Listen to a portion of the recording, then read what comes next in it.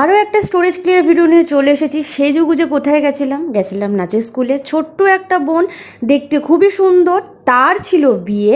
বিয়ের আগে যেহেতু আমাদের নাচের স্কুলের প্রত্যেকেরই আইবুড়ো ভাত স্পেশালভাবে অ্যারেঞ্জ করা হয়, তো ওর জন্যও করেছিলাম আমরা সকলে।